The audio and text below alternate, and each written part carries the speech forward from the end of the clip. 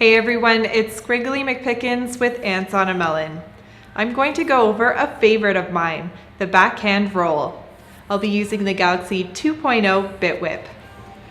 Don't forget to smash that subscribe button so you don't miss a thing.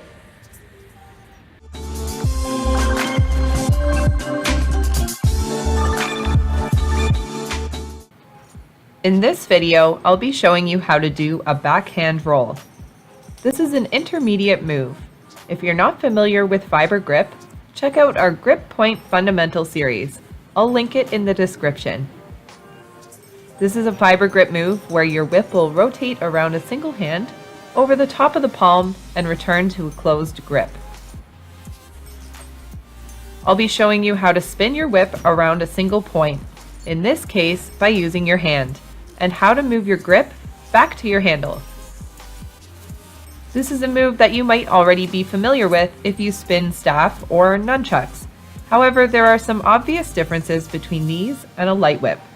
The main one being that the weight is not evenly distributed to either end of your prop when you use a whip. With a whip, your handle is your counterweight. The first thing you'll have to find is your fiber grip point. Each whip will be different in length and thickness depending on age, cuts, or design. This will be unique to your whip's weight and might need a few tries to get a good sense for this spot. A good place to start is to find the center of your whip, then move slightly closer to the tail end.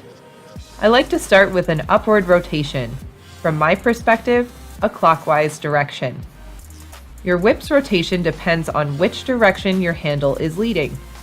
You can roll your whip in either direction, but I find when starting out, using an upward rotation uses the momentum from the handle falling to help it around. Hold your fibers between your thumb and your open palm, starting with the fibers spinning in an upward rotation. When the handle reaches the peak of the rotation, let go of the fibers pinched in your hand and allow the head to continue downward in its circle so that the fibers roll across the back of your hand. Push your hand slightly back into the fibers as they continue downward. Your whip will continue to travel up and back into your open hand and return to their starting position. To make this a continuous action, the pinch grip is essential. This pinch is to control or isolate your grip point and not allow it to change.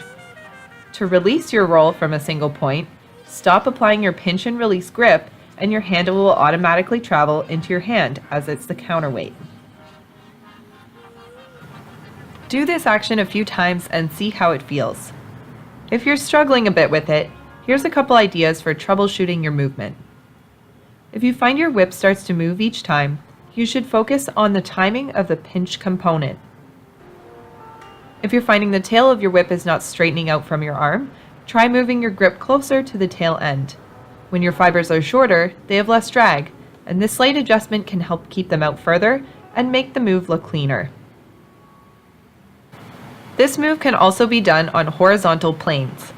In this example, I'm using a 4-foot whip just so that I have clearance around my body. To help create momentum, turn your body in the same direction your handle is traveling. It will give you a running start. I hope you enjoyed this video. If it helped you out, give it a like, share it with your whipping flomies, and be sure to subscribe to stay up to date. Thanks for watching.